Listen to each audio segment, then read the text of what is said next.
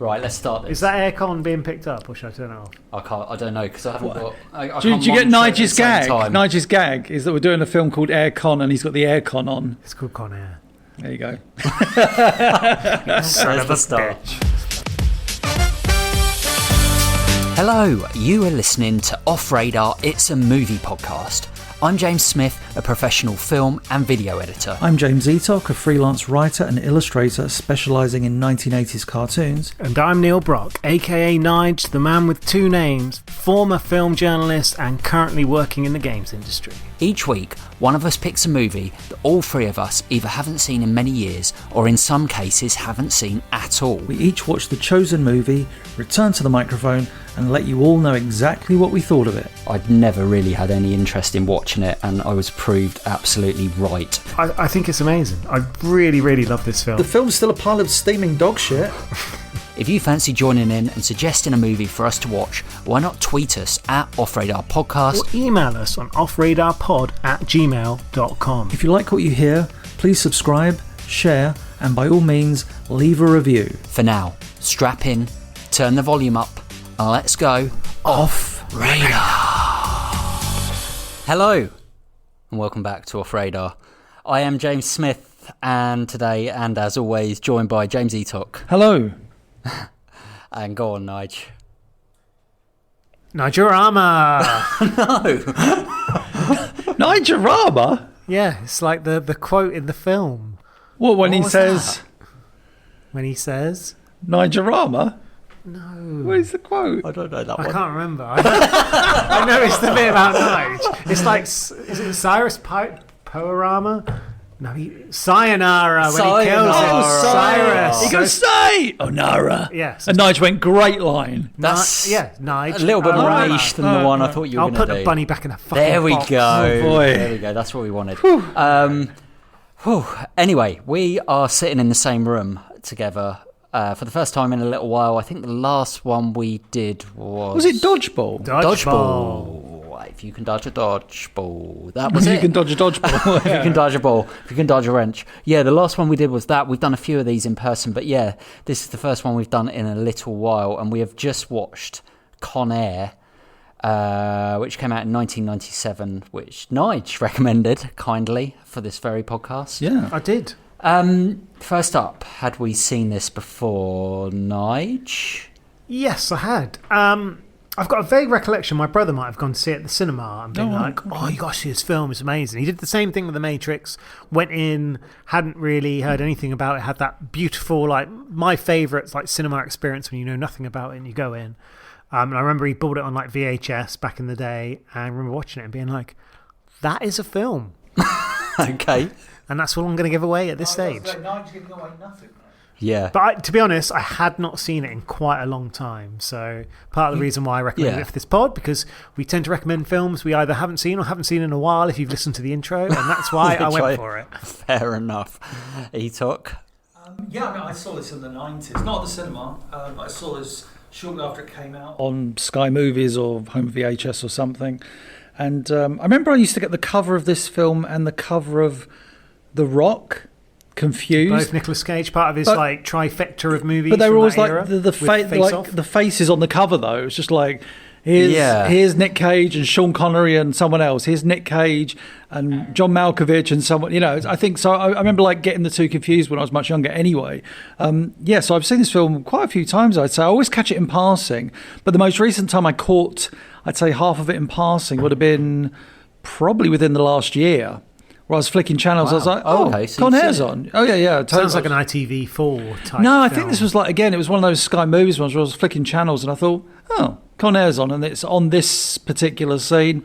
I'll give it another watch. I'll give it a whirl. I'll give it a whirl. Oh, nice. What about you, Smith? Never seen it before. I've never seen it. No, I have seen it. Of course. Like in the 90s, watching it, probably 15, 16 with a bunch of mates. But it was one of those films that we watched quite a lot of times back then, like, but for the kind of comedic action value. But I wouldn't say I've seen it many times since, really. Oh, okay. Hence why when we got near What the end of the good film 20 years? today... Yeah, near the end of today, near the end of the film today, when I was like, I don't remember this, and that's probably why. But some of the key scenes I did remember, or the key quotes. Yeah. But yeah, definitely seen this a number of times, but not for a long time. Okay, that makes sense. But thanks.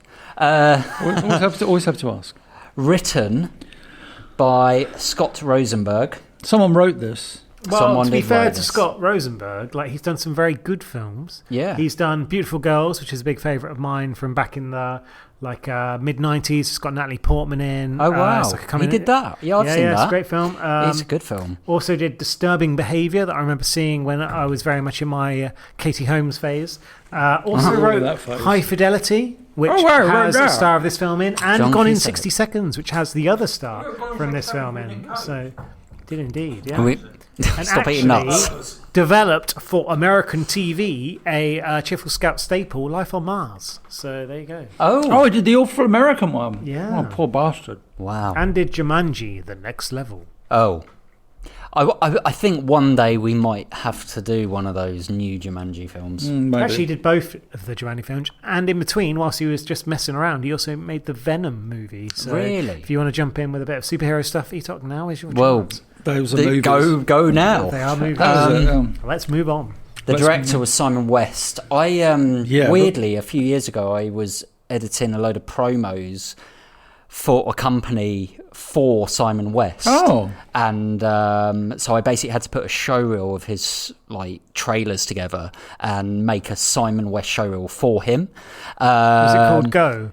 It might as well have been, but yeah, it was Con Air, Expendables 2, The Mechanic, and it was basically a few of these big Lara Croft he did as well, a few of these kind of films, but yeah, putting together like a 60-second promo for Simon West. Do you know so that's the only way I know him. I wouldn't have known him otherwise. See, when I saw his name, I was like, who's this guy? But I've just looked up his history, and he also did Mel and Kim, Respectable. Oh, he did the music video for Respectable. One of Etox's favourites. What?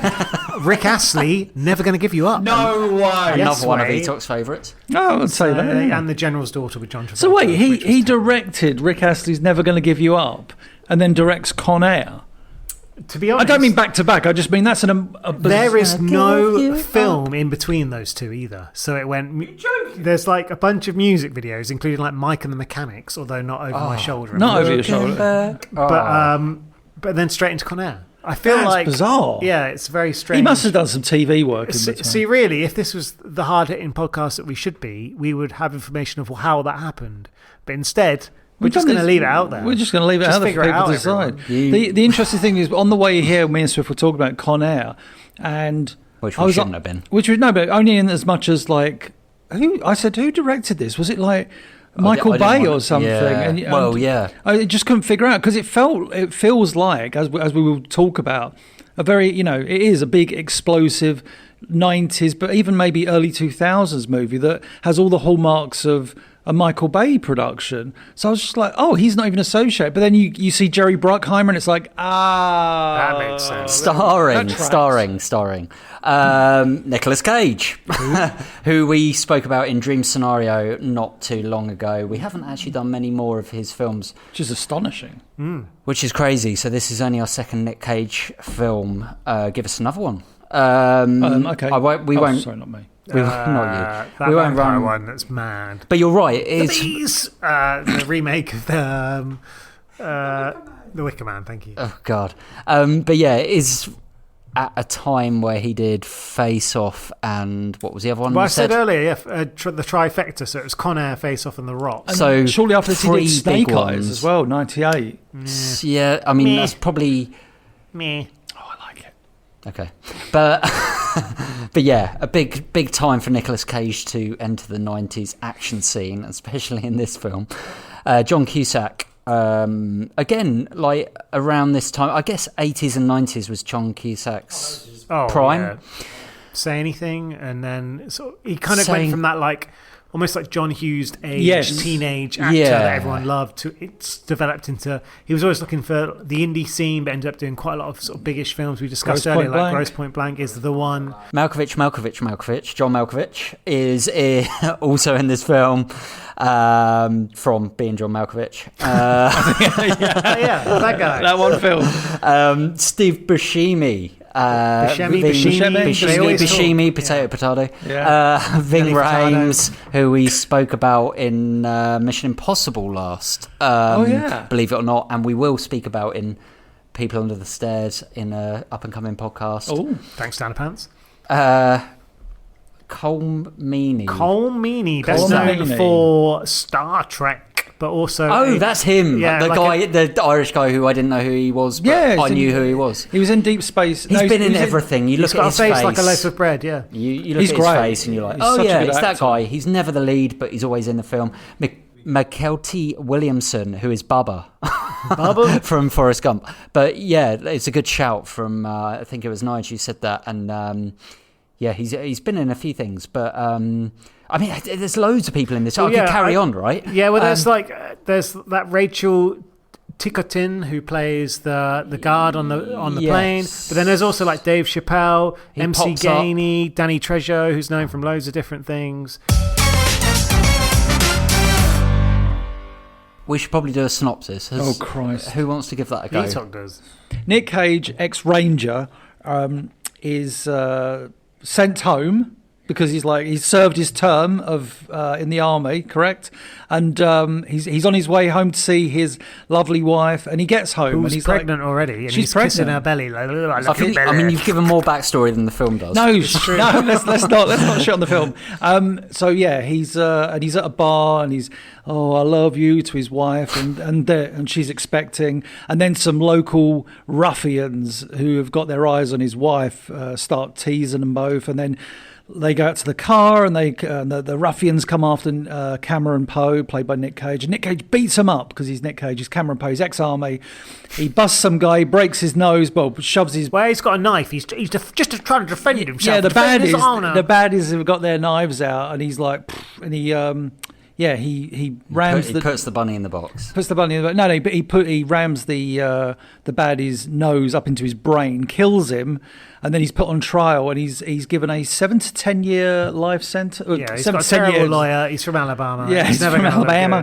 Given a sentence, he goes to jail, and then he writes a lot of letters. Yeah, and we see this quite a lengthy scene in which time passes, and the only reason we know time passes is because of the hair growth. Yeah, there's no his body stays the same as it would because this is just an actor, but he makes friends with this guy called Bubba Gump, and he's like, I'm going to get a fishing boat, I'm going to be a prawn man, and it's a really beautiful. And he meets this talking bunny that becomes his best friend. Oh my god! So he's basically he's freed. He's like, right, you're getting transferred out of jail, but you've got to get on this plane to get to where you need to go. And we're going to send your best mate for reasons no one knows. For reasons we don't know to this day, except for don't worry, because he's got diabetes. Yeah, don't worry. You're not coming to the story later. Yeah, we're going to tell you that right from the get go. I'm Bubba Gump. I got diabetes, and it's just like, well, that seems a bit harsh. Anyway, he's on the plane, and everything seems to be going well, and then the violence erupts when the cons take over. After serving the last of his sentence, Cameron Poe is taking the first plane home to his wife and daughter. Today's flight is a special one. We're populating Louisiana's Felton Penitentiary. These guys are the worst of the worst. See a lot of celebrities among us. I see 11 primetime lives, 3 Regents and Kathy Lees, and a genuine 2020 interviewee. What you looking at, punk? Nothing, I was just admiring your cage. But one wrong flight Stewardess, what's the in-flight movie today? can ruin your whole day. Well, let's start with the look and feel of this film. Like you said, it feels a little bit like a Michael Bay sort of, like the wides and the sunsets and even the slow-mo is a little bit like John Woo. The editing, the amount of when the villains are boarding the plane, we get so many kind of aerial shots with the helicopter going over you got a helicopter filming a helicopter, going over a plane. This was before drones, so you got all these, and the amount of cutaways and stuff, and even obviously in the action. Actually, I will say this: a lot of the action scenes in this movie are more static, whereas a lot of the when they're creating the high tension drama, that's where you get a lot of the quick cuts. It just feels like a very 90s movie, and by that I mean that as a compliment, as in it feels like an epic movie blockbuster. It's something that you rarely see anymore, and it just feels, as we were watching it, even in the earliest moments, I was just like, this feels like a really big movie. It may be completely vacuous or something, but we don't know that initially, but it's like, this feels like a movie. Even from the start, right, you get Leanne Rimes, and you get the rain is like, I don't know, the heaviest, wettest rain I've seen ever. So wet. Yeah. It's like, you know, when we did John Wick on this podcast, it feels like John Wick has taken inspiration from this film, from, you know, that kind of like dark, torrential, blue, I know what you mean. setting. Yeah. And like the music as well. So like throughout Leanne Rimes. Well, yeah, like we get the whole song, but also whoa. So it turns out it wasn't Leanne Rimes.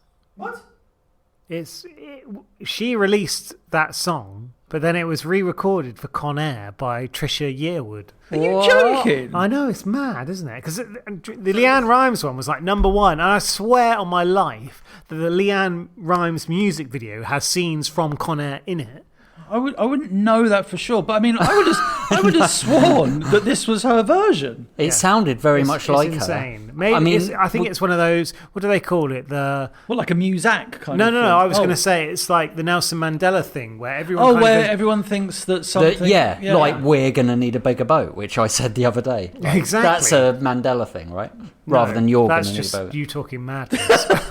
I looked it up after, and it wasn't. It was a thing. Like, okay. Seriously, like people think it's weird. Like that, because, well, anyway. But anyway, you know the song. You probably listen. If you were alive in the 90s, even if you weren't, even if you watch BBC 4 on a Friday night, if you're cool, then you'll see it every week. But yeah, the 90s feel, you're right. Even like Cusack in his 90s suit, that kind of cream suit, oversized suit, it's the 90s gun dress, hanging out, and like the long slick back hair.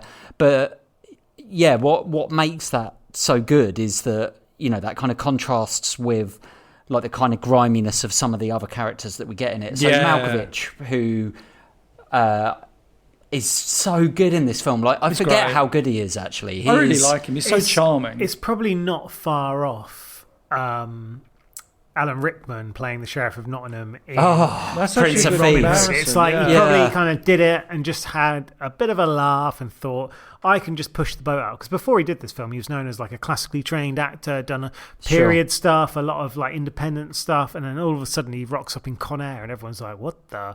And then obviously we kind of touched on him being John Malkovich as well, and films beyond that point. But I think after he actually made this film, he got going from this like thinking man's actor to a typecast. We'll just cast him as a villain and everything. And also on the kind of 90s kind of theme, we get quite like some of the angles like straight at the top of the film are quite low angles as well, so you get and also close-ups, whip pans.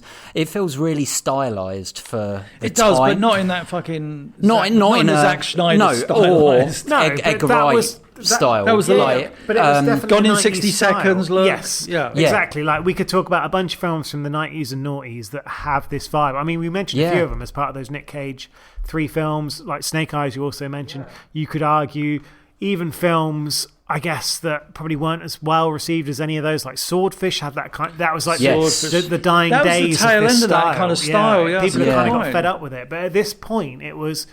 I wouldn't go as far as calling it cutting edge, but would you say like even like Rodriguez with Desperado had that kind of feel? It's that kind of like orange and reds and that kind of style. But then even films like Days of Thunder, like Bruckheimer's style, that's actually a very certainly good point. had that kind of feel. Even Top Gun, right? Well, if you go back, the kind of the feel of the kind of oranges and the sunsets and all of that. Like, there's just something very, like I say, these movies, they just feel very epic. Oh my God. Say there was a disturbance, but everything's under control. Say it, or I will kill you. Without me, you got nobody to fly the plane. I never think that far ahead. But obviously, before we get Malkovich, I guess we haven't really spoke about, obviously, the star of the film, Nick Cage.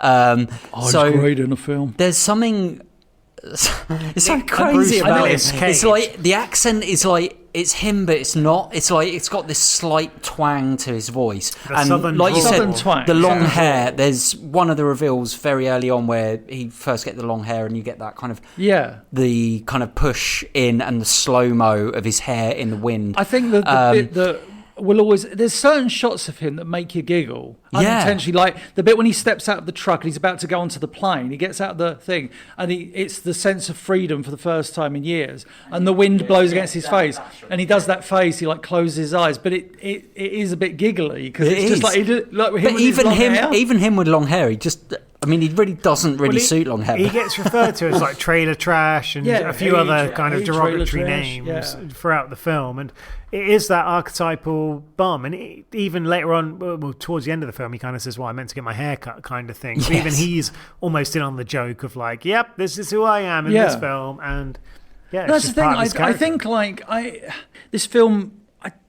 I was going to say, it doesn't take itself completely seriously. Yeah, it does and it doesn't. It's like, but it knows the film it is, and yet it has like really silly stuff like a Corvette Stingray being towed by a giant plane, or character interactions. Actually, the characters are probably the most grounded within the sense of this film. It's every even though they get almost like wrestling intros at the start. Let's talk about that. Then let's go back to the start. The wrestling intros. Welcome everyone. Weighing 272 pounds, he's murdered 14 people. It literally is like it is when they get on Con Air, and it's a welcome to Con Air. And each it's got you've got John Cusack, and it sets up each of those bad guys. I mean, but it kind of the works. Whole premise of this film, works, and it makes it very quick and easy to get through that. I think you establish them absolutely. Like that first 3 minutes of the film, and then we're on Con Air all of a sudden.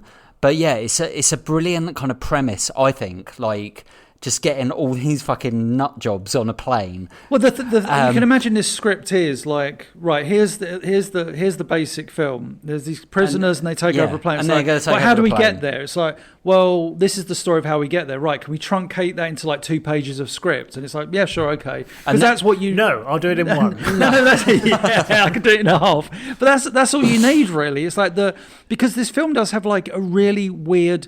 As it continues, it does go a little bit, not wonky, but it's like, oh, they land. Oh, now they've got to take off again. Oh, no, they land. Oh, no, they're taking off again. Well, they're on a plane, so how are we going to have other people interact with them? We'll have someone fall off the plane. Right, okay, what else? The plane will land? Yeah, story-wise. What else?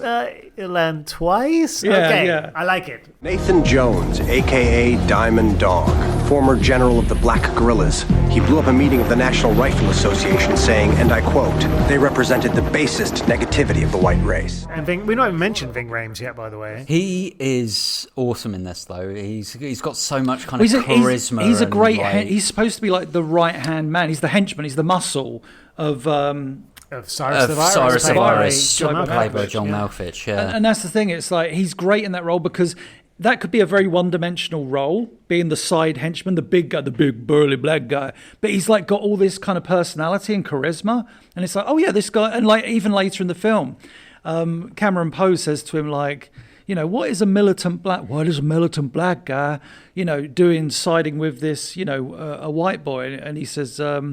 He basically, like Diamond Dog, Ving Rhames gives away his plan. Not his plan, but he's like, yeah, I'll follow the white man, and then at some point, I'll take over. And it's just like, oh, okay.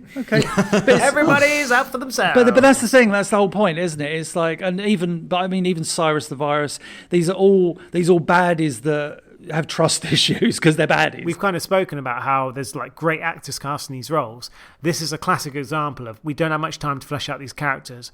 Put a big gregarious personality or someone that you're going to recognise or has an immediate quirk, and you will know their character throughout the film. That's actually like Danny Trejo, like Ving Rhames, Malkovich, of course. There's a couple of others that I never thought about. Like I think you're right. Like a lot of this film, especially mainly on the side of the baddies. I think the good guys are fleshed out well enough. But like the baddies, in the sense of their cast, not for their previous roles, but for what their personalities to be. Like you say, big bold personalities. It's like we know. But again, I just think they're so good in those roles. Oh, yeah. You give them 10 seconds of dialogue and it's like, oh, I know this person. Can you imagine this being a TV movie? Like, you couldn't. I mean, part of the reason is the budget would never be there, but No. you couldn't just cast just some random person and just expect them to carry it with that much weight. Yeah. No. And that's where, if you're someone like Bruckheimer, you're like, right, need the best casting directors casting the best people we can get for the money, and we'll see what we can do with this film. And I feel like they kind of padded it out with those actors. Did you know you can now subscribe to Off Radar It's a Movie podcast on YouTube? You can watch exclusive trailers and listen to brand new full episodes. All links and info in the description down below. Somebody stop me! I mean, one of the most memorable scenes for me is when we first meet Steve Buscemi's character, which, like I said to you guys at the time, like the way he is brought out, which is like Hannibal gone mad. It's kind of strapped up and like, it's, and as the audience, you're like, what the fuck is this guy? Danny Trejo goes, what the fuck is that? Well, yeah, in fact, I wrote that down. What the fuck is that? Yeah. And, but yeah, like, but actually what his character is, like a little bit later, you get a brilliant reveal of who he is. Where it's Nicolas Cage and Bubba. And, they basically say, this is the guy who pans killed across, this many people. and it's Steve Buscemi, who's this little skinny guy in a white shirt, like not dissimilar to what I'm wearing right now. But yeah, he's so odd looking, and like you said, like on the TV movie point, you couldn't have like just anyone playing that role. You need someone that's got that kind of weird, odd look, and Steve Buscemi has that character, because when I said to Etok on the train over, I was like, I can't remember much about Con Air, but I remember Steve Buscemi playing that. I think weird everyone remembers pedo Steve Buscemi. guy. Yeah, essentially. But that's all I kind of. He's a murderer, so same difference. Yeah, but obviously what they go to. What the scene they hint at later, which we'll get to in a sec. But then it almost sells him as a good guy. Well, that's the whole thing. Someone you're rooting for. But I root for this person that's killed 34 people. It's a weird thing because they're like, it's Steve Buscemi. Everyone loves Steve Buscemi. So one thing I'm really confused about his character in this film is if he's like masked up and all of that. So what is his crime? Like he killed 34 people. 34 people. He was a mass murderer. As he said, I wore one woman's head. I drove through 3 states wearing one woman's head as a hat. Did they call him like the Maryland murderer? And something like that. Charles Manson and a bunch of other. He said he makes the killers. Manson family look like the Partridge Family. But and then you get the other one of the Danny Trejo. He's like more of a menace because obviously he's going to rape. Yeah, and there's a female guard, so obviously she's on her guard literally, and then Cameron Poe being the hero that wants to kind of save the day, wants to save his best mate Bubba, who's needs his insulin, and also this woman he doesn't want to see raped. Well, basically he doesn't want anyone to do bad. There's even Raul Julier's younger brother is a DEA agent who's snuck onto the plane to try and catch a drug deal, has got a gun when he shouldn't, gets into a very bad situation, and Poe tries to talk him down, to which he fails. This guy ends up deaded. And it just kind of goes to show that Poe is there to try and stabilise the situation. Well, if we're talking about Poe, he gets to the point where he's able to get off the plane, but he chooses to stay on the plane. He's a goddamn hero. But he says, because like he goes like basically get in the vest, take the shirt off and get in the vest. Well, no, it's not just that. It's like his attitude is, what kind of man would I be like if I faced my daughter knowing that I'd left this like a friend to die? And she's like, I could see like. I don't think she'd know. Yeah, she probably wouldn't know. But I think she'd be like, "Where's my bunny?" where's my damn bunny in the box? But going back to Steve Buscemi, what I love about his character is that it's great in the sense of when you see the other. We get Danny Trejo's like, what the fuck is that? But then you get one scene later where it's the point of view of Steve Buscemi, and it's. It's in Psychocam. No, it's not that one. What, the little girl? No. It's the bit when they're still on the plane. He's still in the cage, and Diamond Dog and Cyrus are looking in, and he goes, "What do we do with him?" And he's like, we should let him out. And I'm a big fan of your work. I'm a big fan. Huge fan of your work. And he's sort of like, but even they fear him to a degree. Obviously Cyrus doesn't because he's insane. But like Diamond Dog is sort of like, this huge guy is like, this guy is like a monster. This slither of a man. But that's the whole point, isn't it? You make the biggest monster in the film this kind of like Steve Buscemi, and it's just like, well, how can he be this monster? But that's the whole thing, is like, I think his character is probably the least rounded, because we don't really, we hear this stuff about him. Yeah, we never see any bad action. I think the issue with him is that Malkovich's character is so much stronger in this film, that he is the ultimate villain in this film. So that what it means is that when we get the scenes with him, it's like, well, actually, Malkovich is really the leader of this whole thing. I think that's the thing. They bring in Buscemi's character, and you think, I think that it's a bit of a red herring. They bring him into it, and you think, oh my God. And even like Nick Cage says, like, we're in this situation, you know, we got the worst, blah, blah, blah, and, you know, and this guy's with us and all this. So you think, oh my God, they've got all the worst scum in the world on this flight. But then Buscemi proves to be the least proactive. Yeah, he's not involved in the plan. He's not involved in the plan. It's a matter of circumstance, much like Poe just happens to be there. And there's no doubt that Buscemi obviously was a monster at some point. But I feel like we never see that. The Marietta Mangler, apparently, notorious serial killer. And apparently it was based on real-life serial killers Ed Gein, Ted Bundy, Charles Manson, Jeffrey Dahmer, John Wayne Gacy. How do you base it on all these people? It's like, I mean, serial killers just a serial killer. Dude. Yeah, I think he references that in the film as well, doesn't he? His character. Yeah. But well, we've not really established that John Cusack plays someone on the outside. Yeah, there's a DEA who got their investigation. We have that calm Irish guy with his strange accent and bread face who's kicking around. And John Cusack's kind of like the young upstart who's a little bit too liberal, a little bit too smarmy, a little bit too smart for himself. Who's I don't even know what his actual role is in terms of the convict plane police, like some kind of weirdly defined. I think basically that's what he's doing. He's in charge of the flight for one arm of the government or something, and so or one arm of security, whatever. So he's a U.S. Marshal. U.S. Marshal. There you go. Oh, really? So he's like in charge of that flight, and he says numerous times, "That's my plane," and that's probably one of the best relationships in the movie. The clashing between John Cusack and Cole Meany as these two very different people on the right side of the law, but have very different methods for getting things done. But then he also reads the file, and as Smith was going to say, he recognises quite early that Cameron Poe is someone who's kind of on their side. Like, why didn't he get off the plane? And you were about to say how he sends a message. Yeah, when I was just with that scene where he sends the message by he writes on pinball played by David Chappelle, who we didn't say, but yeah, when he writes on that, and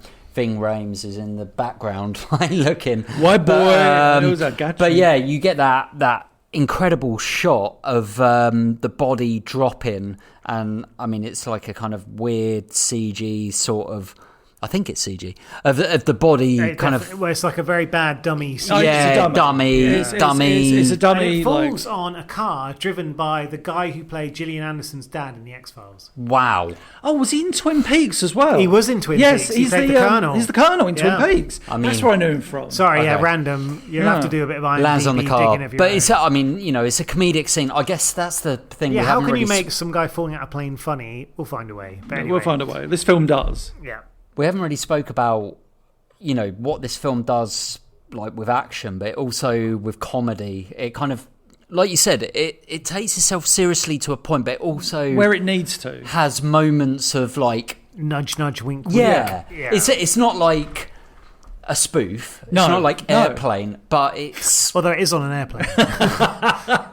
It's not a con airplane, but but it is kind of half funny, like, you know, the lines written feel like if Arnie was in this, you'd kind of forgive it. It's like everything's a quip almost. Yeah, well, like the iconic. We all know the iconic line. We say it. Yeah, put the bunny back in the box. Yeah, and he says it 3 times. But and it's like his character is saying it in earnest, but it's still a funny line, and they knew that writing that down, because it's like it's one of those moments. I mean, I'm sure it was in the trailer as well. It had to be. It's weird because I don't know, because I feel like it. You feel like it might not have if been. that was in the trailer, I'd be like, I'm not sure I want to see this. Yeah, it might make people go, is this a spoof? Is this an airplane? Is they taking the mic? Is this Con Airplane? It feels like that's one of those lines that have kind of grown over the years, that people like. The weird thing is, when he first says that line, you don't actually see Nicolas Cage in vision. So you see... what's his name? Double B. Billy whoever it is. Bedlam. Billy played Bedlam. by Nick Yeah, yeah. Chinland, who I don't know from anything. No, I don't. But he's got the bunny, and they're in the hold. Yeah. And all you hear is Nicolas Cage's voice saying, "Put the bunny back in the box." Because he basically discovers a note which indicates that Nicolas Cage's character is actually going to leave, therefore he's fighting against the bad he's guy. against Con Air. But then you get this incredible low-angle shot of Nick Cage in a vest and his blue jeans and his long flowing hair, which is not what you'd associate with Nick Cage in any it's other like film. balding mullet, saying it isn't it? again. Yeah, it is a balding mullet, and he says it again, and then later on in the film, he says, "I told you to put the bunny back in the box." The bunny back in the box. I knew you was a punk, and I was right. You been playing us all along. You a free man. I said, put the bunny back in the box. Some of the settings in this film, in a general sense, which I found really interesting. So before we obviously get to the Vegas bit, most of this film is set over desert and kind of like, it's really derelict. And I kind of forgot that. So you get a lot of shots of the plane landing and you're like, where the fuck am I? And it's like, oh, it's nowhere. Like Arizona, maybe, something like that. Yeah. And then you take off and then you land again and you're like, I just landed in exactly the same place. It's weird. Like, we saw the film not even an hour ago. We've like finished watching it, and I'm like, well, I remember it landing in that thing, but I also remember it landing in another place. You know, it lands in like a sandstorm. So where can you have a sandstorm? Like, it lands in a sandstorm. Like Darude, Ibiza Island, and then it lands in like a derelict airstrip or something. Well, yeah, there's like loads of abandoned planes, and there's a tower that's basically got nothing. But it's in all it, very provincial. Yeah. It's a stylistic choice, isn't it, to give it But that? it kind of works. Yeah, of course it works. Yeah, absolutely. Because it's like, well, you don't want like loads of people around. You don't want lush greenery. You want somewhere that's hard, that doesn't distract from what's going on in terms of the characters and the sort of jagged edge of metal and all that kind of nonsense going on. And sorry, go on. No, I was going to say, isolating the prisoners in the desert on that second thing does create like little distraction and more dynamics between them.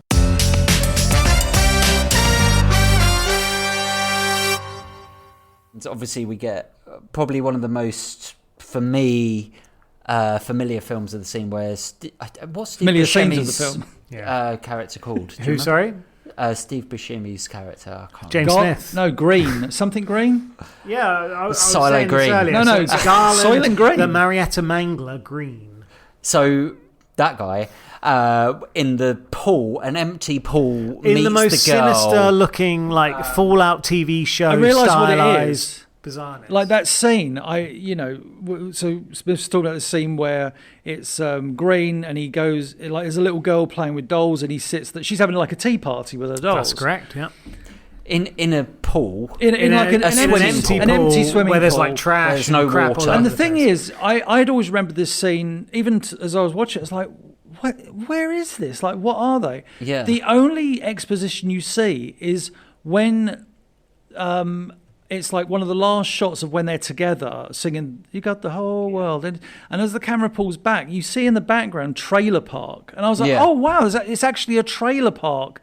So she does have a family nearby because she looks like homeless in the middle of nowhere. In the middle of nowhere. Well, some say it's actually a mirage. I wrote in my notes, I was like, is the little girl a vision of his? Oh. I don't think so. No, it's definitely not. Well, it's just that's like, give him a doll, make him do some creepy shit, we'll get him back on the plane. But yeah, go on. Well, no. Whilst giving him some strange character, because he doesn't murder a little girl. Well, I guess... I mean, my memory, like I said at the start, is that his character was always like this crazy pedo because, but actually, he's not. He's a mass murderer. Yeah. No, I know, but it's heavily implied that he likes children because he sees she's got the whole. Like world. one of the shots you said about where it's got like this kind of like his point of view shot of her, and she's all giggling and laughing. But even if he's just a mass murderer, why the fuck is he like looking at her like that? It's really kind of fucked up. The only thing I think they try to do, or at least with his character in terms of a story arc, is that somehow, this is the only way I can figure out what they're trying to do, or what they maybe succeeded in doing that we didn't pick up on, is that his character arc is that she brings the goodness out of him. Because she says, "Are you sick?" And he's like, "I'm very sick. You know, can't you take medicine?" You know, his attitude. Well, he says like, "I don't think there's anything you can take." Yeah, there's no medicine for what I've got. There's no medicine for what I've got. And I think she brings out like maybe the goodness he was always looking for or something. Because obviously, then the film sets it up, and you know, obviously we know his background. And one of the last shots we see of him in that trailer park is him just walking away with the doll, and you're like, where's the little girl now? Yeah, it's just like, the girl, oh no, he's murdered her and taken the doll. This is awful. And then as the plane takes off for like the 100th time, we see like a low shot, a the opposite, a worm's eye view looking up, and you see the little girl waving at the plane. So it's like, oh, she survived and made a new friend, and so did he. And that's the thing. It's like, I think all he ever needed was someone to play with. I think that's the tagline of the film. Oh no, he's not wrong though.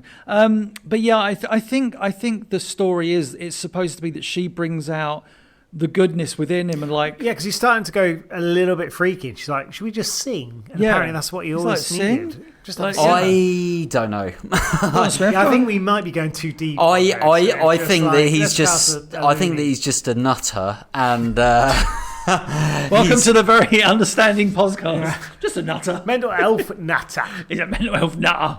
He's just a nutter.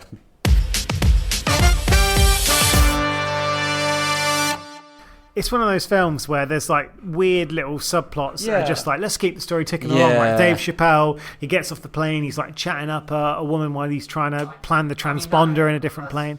Little bits like that. And Chappelle, obviously we know him now as an extraordinarily famous comedian. At the time, he was a sort of okayishly well-known. Yeah, he was just a stand-up. He was in Nutty Professor. But even in this, he tries to add that little bit of comic relief, I should say. He ad-libbed like when apparently he's a lot of his standing outside lines. the plane, and Doesn't he say something like, it's like an erection joke that works quite well, like a slip of the tongue and a few little bits like that. Yeah. You can tell he's just kind of there to, again, like keep that brevity and that idea of like, this is an action film that doesn't take itself too seriously, and you can have the odd joke along the way. It's interesting when you said about brevity, because I would say that this film doesn't have brevity in the fact that the last 40 minutes of this film, like, it basically, the end of this film goes on for so long. Yeah, it's like an hour and 55 or hour and 50. It's like the climax of this film feels like it should have been 20 minutes, but it was like they went like big. They were like,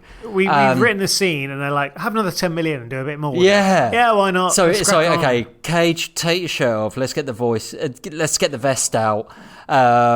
And then, you know, we're going to have one of my favourite bits is the Cage Cusack standoff, but Nicolas Cage has got a tiny little fucking pistol and Cusack's in his suit. But it's a nice moment, and they do that well. But then when they get to Vegas, for me, like, without giving too much my review away, like, this is where the film totally like kind of loses it a little bit, because it just becomes like a bit too far, it becomes a bit of a parody. Right? Was it you that said he took this like a never-ending tunnel, basically? Yeah, so it's the classic thing we see amongst. I don't know that it's was like Daylight. There was that's a Stallone film. There's one of the Fast and the Furious films. There's this big action scene that takes place on a runway, and I think they did a mathematical like presentation. They were just like, this is in like and they said it would be length of the UK. It would be like the longest runway in the like ever, because not even that. It would be like 8 miles of runway because it's like all these cars and a plane in this Fast and Furious bit. And it's like this: you see, they enter the tunnel, you see the end of the tunnel, but yet it takes them a good like 5 minutes to reach that in a very speedy fire truck, with them battling on the fire truck and everything. I just want to do one of my favourite Nick Cage quotes. I was going to say Nick Cave quotes. Nick Cave and the bad seeds. But yeah, there's it's a scene you were just talking about, Smith, where it's Poe and Cusack. Poe and whose character's name is Larkin. So I wrote down standoff Poe Larkin, but it looked like I wrote Pop Larkin from last. Yeah. Was it no Darling Buds of May? Darling Buds of May, of course. Yeah, Pop Wow, Larkin. Perfect. I was like, that's it. Smith remembers, perfect. So yeah, no, he's doing this standoff, and he goes. He said, they have this like exchange, but it ends where Cusack says, "And what are you going to do for me?" And Cameron Poe says, I'm going to save the fucking day. It's just like, yes, come on, let's go. And then he like fucking, that's when he gets on a plane. It's just awesome. But yeah, it's that end scene, it does. So yeah, basically his cover is blown, and Cameron Poe's cover is blown. And like Malkovich he holds the bunny. He's got the gun to the bunny. Again, it's such a silly scene. But it's all silly from this point on. I think in a way, like, and again, it's maybe overthinking it. But I think it's what the bunny represents in a way.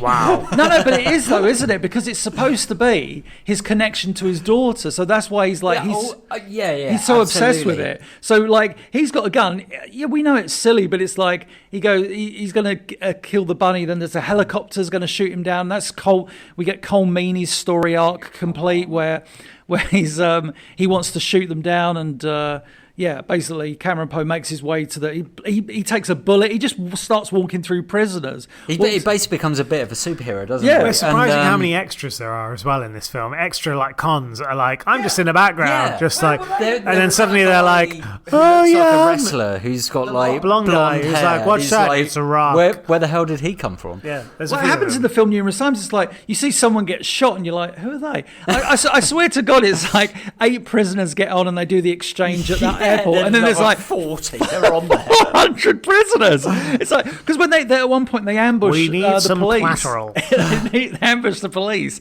at like a junkyard, and there's these prisoners all shooting and then getting shot. And they also get rocket launchers out They of the get plane, rocket launchers. because that's what you need on a prisoner. Just like what the flight. I like that when you think about it. That's a massive flaw in the story. They say, we have no guns or ammunition on this plane, just rocket launchers. They say they're in the hold, so they're safe. Yeah, okay, yeah. Because you can't get to the hold unless you just open a door. Open the door, yeah. But some of this Vegas stuff is like, because it's mental. Yeah, well, in the original script, they were like, go on. It's going to crash into the White House. Oh, and they were like, prisoners don't want to go to the White House. They want to go to Vegas. Yeah. Basically, Cameron Poe takes over and says, like, right, you need to land this thing. And he's like, oh, well, the only place I can land because of, like, we're out of fuel, because it serves the plot and it's the most dramatic, is I can't land over there where there's I've been to Vegas, I know how much desert there is. It's like no I've got to land on the exact strip.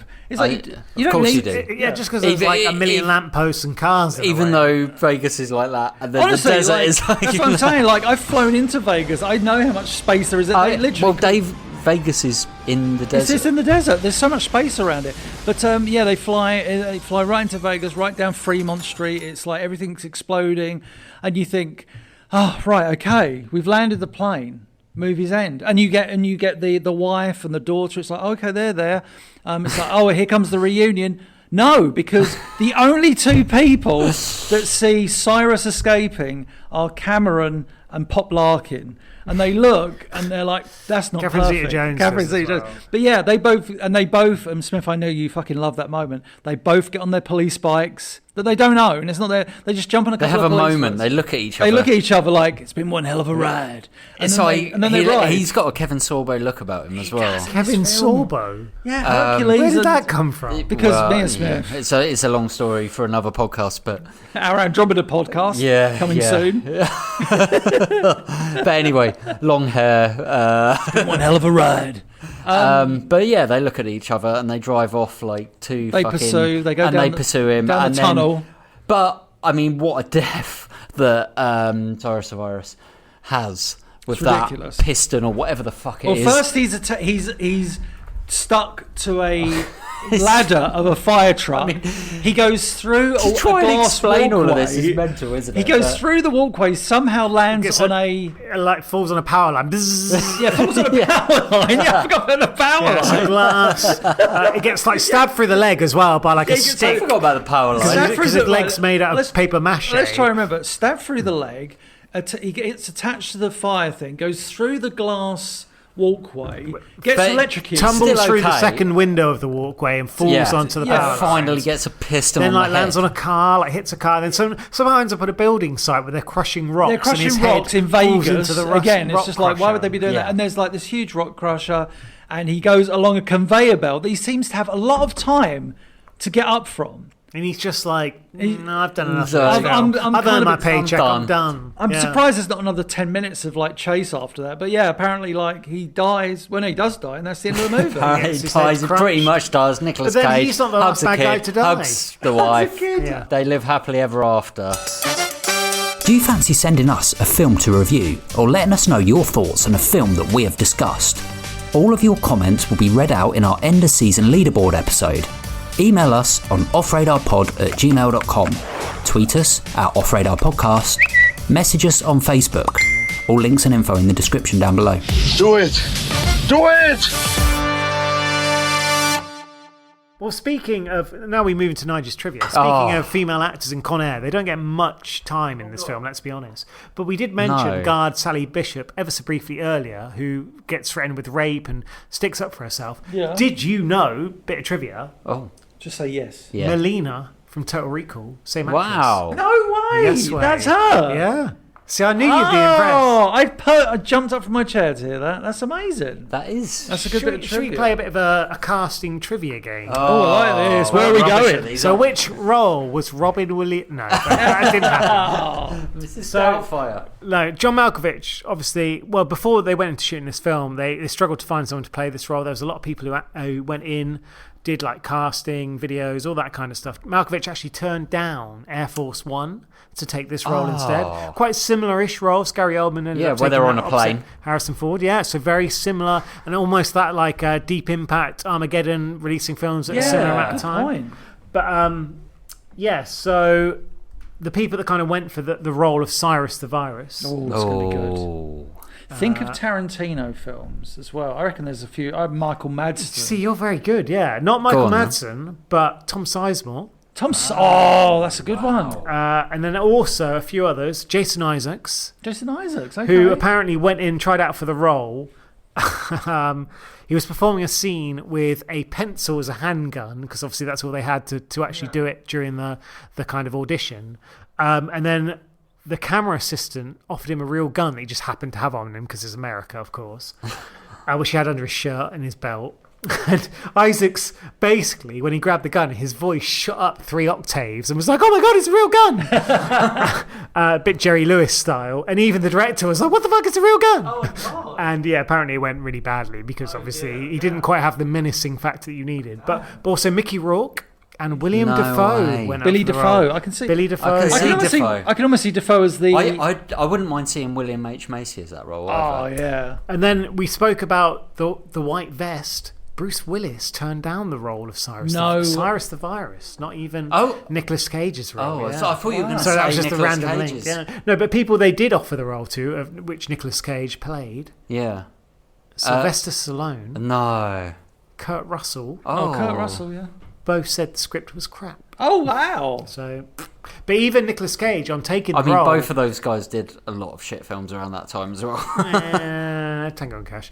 Exactly. Yeah. But even Nicolas Cage, when he took the role, he was like, a lot of the logic didn't make sense. He kind of made his character a ranger because he was like, I need someone who can actually fight and stand up for himself.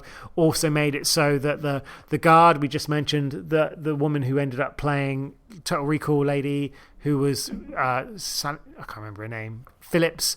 Yeah. He made that role just because it's like, I need a reason to stay on the plane. And at the time, it was like the loose story about the diabetic mate and all that kind of stuff. So he helped actually shape the script into what it was. Otherwise, maybe it wouldn't have quite had that impact. Just wasn't a real person, as they say. And he also emphasised the southern roots, the Alabama accent. So that was all a big change. And then you kind of mentioned about the fact you needed someone strange to play the role of Green, the murderer. Tim Roth was actually first choice. Wow, so one of the other Reservoir Dogs. Absolutely. Yeah, it's a good show. You kind of see that. Let's speak about other people that are in this film. John Cusack. Yeah. What do you think he thought of Con Air? I don't think he liked it. He thought it was a bad movie. Wow. And hated the time he spent working on it. Oh, wow. He did. So much so that he barely even remembers doing so. And actually, once he did it, and he only did it for the money, and then he just used the leverage to make his own indie projects, let me which guess. no one can remember. Oh, I thought he was going to say then he made Grosse Point Blank, and I would have said, it worked out. But no. No. Fine. Fair enough. And then John Malkovich obviously took the role. As we mentioned, we touched upon earlier, kind of went from all these like really intelligent Lothario type characters to suddenly playing bad villains. He was actually on the Graham Norton show and having a conversation with Samuel L. Jackson. Was like, "Oh, we've never done a film together, you and I, Samuel L. Let's do a movie together," kind of thing. And he was like, "Well, Samuel L. Jackson's like, none of my movies are serious. I can't ever do a serious movie. Malkovich is a serious actor." To which Malkovich was like, "I did Con Air, for fuck's sake." Like, no. If that's serious, I'm an astronaut. And he also was asked why he did the film, and he said, the money. Oh, so wow. you kind of get why he did Really? it. So again, no matter how the film turned out, there was a lot of different... I mean, it's a Bruckheimer production. You're going to be that kind of Wayne They Klein. did a good job then, because Cusack comes across like he's like... I guess regardless of how you feel about a movie, you're still going to do your best, aren't you? Because you're forever immortalised on screen. You don't want to put in a shit performance. So Cusack and Malkovich are two of the strongest performances in the film. Absolutely, yeah. So they obviously... But again, that Alan Rickman style, playing it up almost. Yeah. Oh, yeah, I mean, like, Malkovich's performance in this, if we talk about individual performances, Malkovich is fantastic. Like, his delivery of dialogue, he's having fun with it. The weird thing is about this film, like, especially with the villains, is they're quite charming in places. Oh, definitely. For, like, murderers and scumbags. I think maybe... Yeah, I don't know if that's a problem or not. Maybe it is. I don't know. You can have Depends villains. if you got like morals and ethics. And you can all have that charming kind of villains. stuff. Again, like look at Tarantino's work. No, Pulp but Fiction, Reservoir Dogs. They're like terrible people that do murders and stuff. And you know, Buscemi wore someone's head for what was it, 3 states. I guess it's the way they. The thing is, it's the way they try and present the villains as horrific serial killer sort of really bad villains rather than just like beating up like Nick Cage sort of villains. Yeah, they do have quite a lot of like sort of neo-Nazi type characters who play almost like glorified extras. Well, they're going to be the ones that are going to get killed straight away. Exactly. Yeah. Anyway, right, last bits. There's a few more bits of trivia. I'll rattle through them. Yeah. So, Cole Meem, rather. How do you pronounce his name? Yeah. Thank you.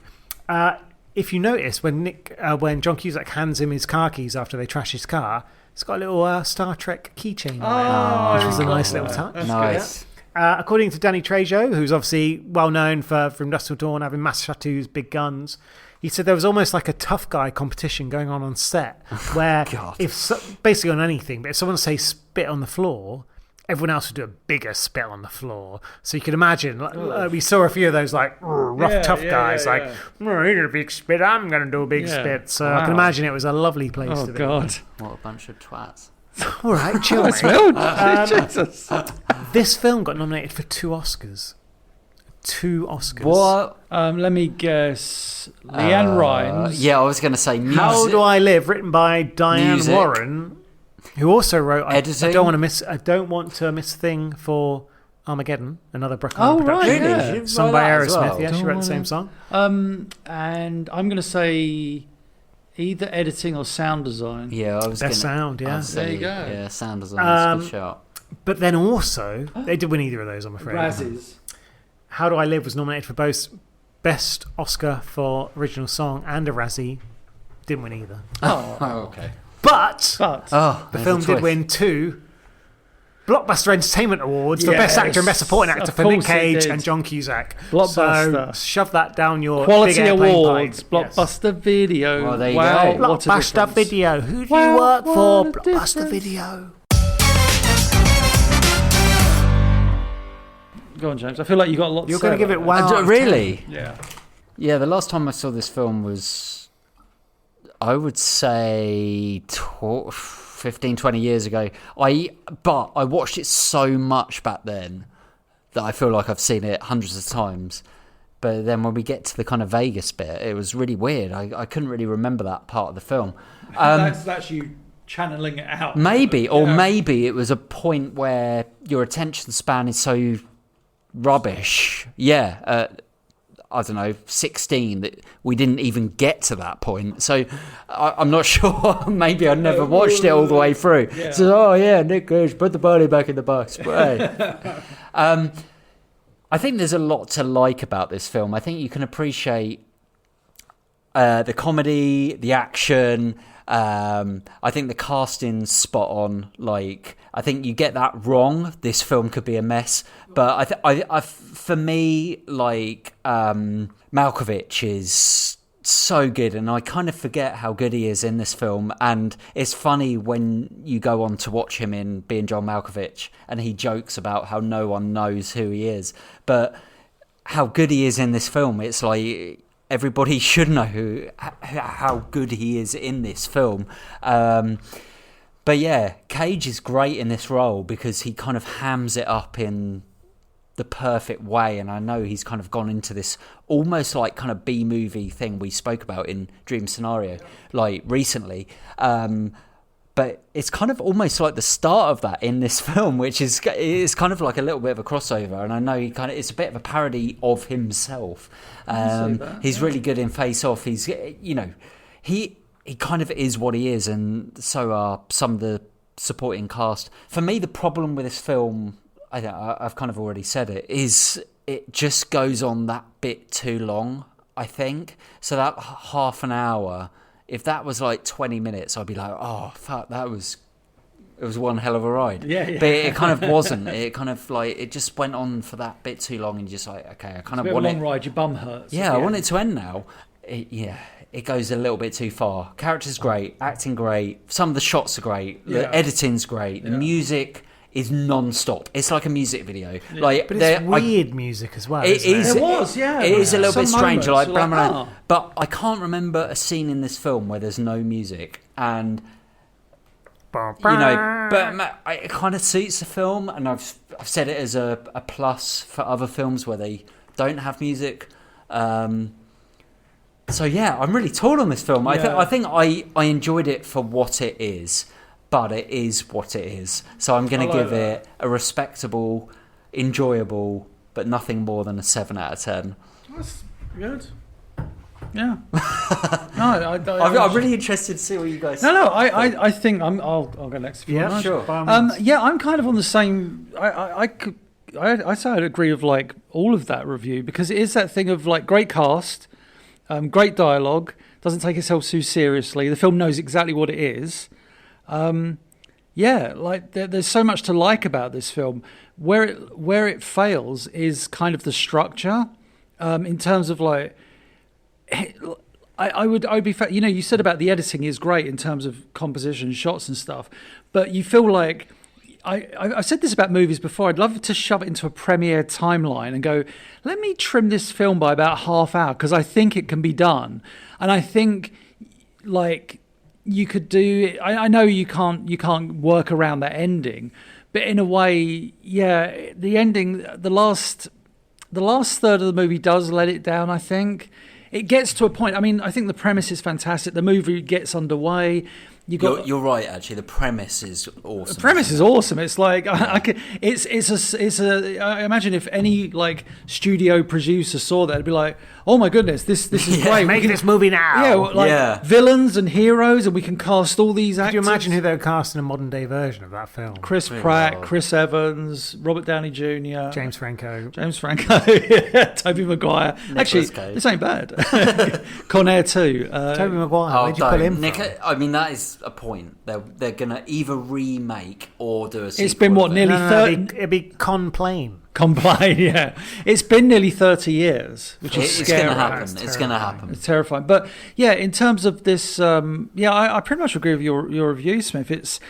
I really want to like it more than I mean. I've always liked this movie. There's no doubt about that. But there's no hiding the fact that it does really kind of lose itself in the pacing and the structure, I think. It's a 90s movie, but I think it's some of the best the 90s have to offer. You can watch this and go like, oh, this is like, it's big explosions and stuff, without it being too Michael Bay for my liking. Michael Bay kind of annoyed me with some of his directing after a while. This feels still, I was going to say slightly more reserved, but that ending really isn't reserved. That ending is nuts. But again, like, if you come away from a movie like remembering that ending and kind of laughing about it with thinking like, that's so absurd. Would it have been a better ending if it had been quite shot, like they just crash the plane and everyone dies, or Cyrus is shot. It feels like the film is so absurd in itself. You need that stupid ending, because that's what it is. Them on the police bikes is just ridiculous. Yeah. But I think I'm with you. So I think when all's said and done, I'll give us probably a 7 as well. Yeah. 7 out of 10. Very interesting. Nigel. Okay, for me, do you know this film? Cinematographer David Tattersall did all the prequels to Star Wars. No. Phantom Menace. Oh, I said the yeah. Oh, right, the first 3. How random's that? But anyway, that is I'll get to my review. So for me, it has kind of got that nostalgia feeling. I'll be honest. Yeah. It's silly. It doesn't take itself too seriously. It's definitely a Jerry Bruckheimer film. But then I'm probably too much of a fan of a lot of the trash him and Don Simpson did back in the day. We mentioned Top Gun briefly. Films like Days of Thunder that are just... I think we discussed it in the David Fincher podcast recently, the difference between was it a film and a movie? Yeah. And this is definitely it's just a throwaway kind of movie. It's a movie, just similar to The Rock in that sense. Like The Rock is almost seen as a sneaky James Bond with Sean Connery's character, but with a little bit more modern dayness. It's no Die Another Day, but that's probably a good thing. But yeah, there's a lot to enjoy about this film. But I'll agree with both of you in the sense of the ending, it does not stick the landing. And traditionally, I've been quite harsh with films that don't stick the landing. I always hark back to Edge of Tomorrow, how it kind of ruins it. But I feel like this ending, it isn't bad enough, and it isn't taking itself seriously enough that it kind of takes too much away from what's come before. The ridiculously memorable characters, Nicolas Cage hamming it up to the highest level he could possibly achieve, and still making you feel sympathy for him, and actually kind of he delivers that bunny line so straight that you're still with him. You're not just turn it off now. Yeah. Have you noticed that Nigel's got a bunny on his t-shirt right now? Yeah, I've got a Mexican wrestling bunny on my t-shirt. Mexican wrestling bunny. For a whole podcast. Crazy. It's the way to do it. And That's amazing. The women in this film are so discredited, discounted, whatever. There's nothing for them to do in this film. But I would say, I mentioned briefly about, Guard Phillips, Sally, Rachel Ticotin, who was also in Total Recall. She does a really good job of bringing a bit of seriousness to it. It's almost like Vasquez in Aliens. Very much so. She gives it a bit of something, which it probably, I wouldn't say necessarily needed, but it makes a bit of an impact. And I just remember this film exceptionally well. There was nothing in this film watching it today where I was I kind of forgot that happened. Yeah. It's almost ingrained in my brain because it's that kind of film. And again, it may be the nostalgia when I watched it, whatever. I can't discount it too heavily based on the giant plot holes, the stupidity, the random extras, the set pieces that work to a point and then, as you mentioned, probably drag on a little bit too long. Despite quite a lot of flaws, the weird soundtrack, the fact I found out Leanne Rimes didn't actually do How Do I, which has just blown my world. I'm still going to be probably overly generous, which may be down to the whiskey. It may be just down to Whiskey Nigel's Con Air on Whiskey VHS. I'm just going to go a smidge higher because I hate half marks. 7.5. No, I'm going to go 8. Do an 8. I'm going to go 8 because what I love most about this film is on the poster you've got a picture of John Malkovich, Nicolas Cage, John Cusack, a plane. And above John Malkovich, you've got Nicolas Cage. Above Nicolas Cage, you've got John Cusack. Above John Cusack, you've got John Malkovich. I'm so confused. Why? Blows my mind. Poster. 8 out of 10. Names it's if you don't know who these people are, you're watching the wrong film. You'd be I went to see Grosse Point Blank and it said John. Say anything with John. Where's his beard? But they put the woman and the man's name around the wrong way. Yeah. It's just a silly, enjoyable film. And listener, go on, Smith. What do you think about Con Air? Yeah, listener, what do you think? Email us on offradarpod@gmail.com. Live. Tweet us on Offradar Podcast and give us another film to watch. Please. We need your help. We are looking to grow Off Radar and release more and more high quality content. Please give us a review on Apple Podcasts or wherever you get your pod. And why not share with your friends and loved ones? Help me help you.